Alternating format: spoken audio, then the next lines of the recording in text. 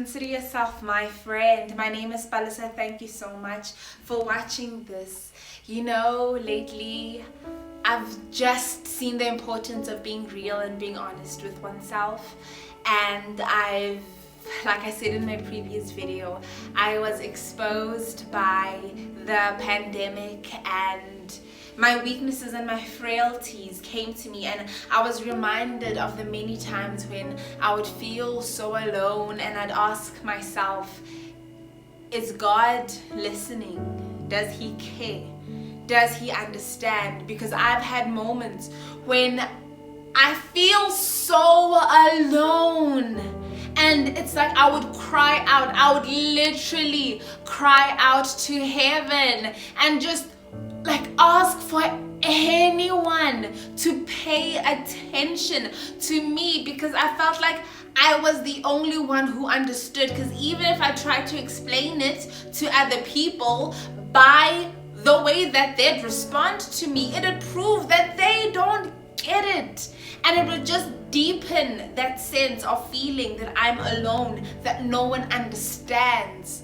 But I've learned something that I'd like to share with you, and this is something that the Bible teaches. The Bible teaches about Jesus. You see, Jesus is God. He is there at the right hand of the Father in heaven. But there was a time when he walked on this earth and he experienced life. Now, he didn't have it all rosy. He didn't have life given to him on a silver platter with a golden spoon, although he could have. But the way he chose to live life is to live among the broken, is to experience the pain of those who are alone. He knows what it is like. The Bible tells us, I'd like to share with you, I'm going to read two translations of the same verse in the book of Hebrews chapter 4. I'm first going to read verse 14 to 16, and it says this: Therefore, since we have a great high priest who has ascended into heaven, Jesus the Son of God, let us hold firmly to the faith we profess. For we do not have a high priest who is unable to empathize with our weakness, but we have one who has been tempted in every way, just as we are, yet he did not sin. Let us then approach God's throne of grace with confidence, so that we may receive mercy and find grace to help us in our time of need. You see, the Bible says here that if there's anyone who understands what we go through, it is Jesus.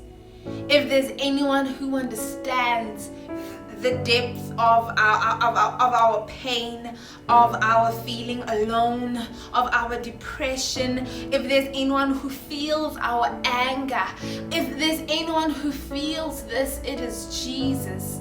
And the Bible tells us and it instructs us that because he understands, that he has given us access to him. He has given us access to the throne of God, where we can find mercy and grace. Mercy because maybe, in our time of weakness, unlike Jesus, we do sin.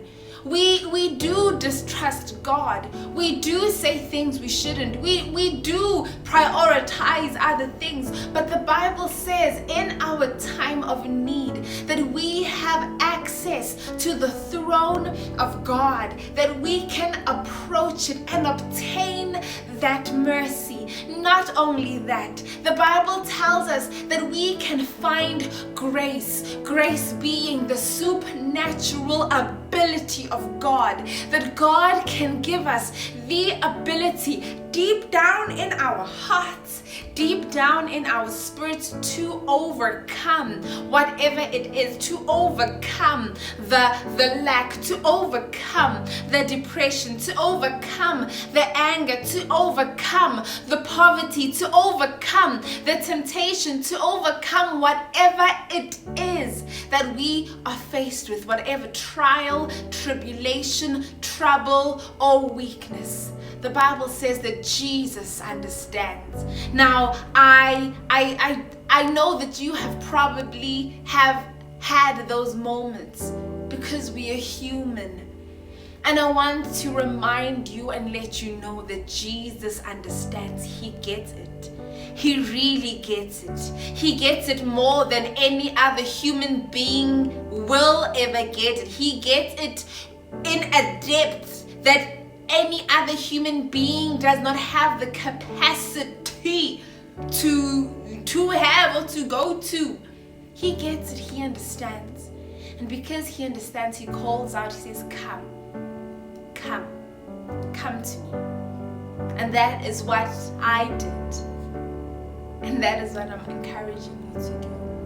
And let us go to God in our times of weakness. Let us go to God when we feel like no one understands, because he actually does. Now, I hope you were encouraged by this message. If you were, please give me a thumbs up.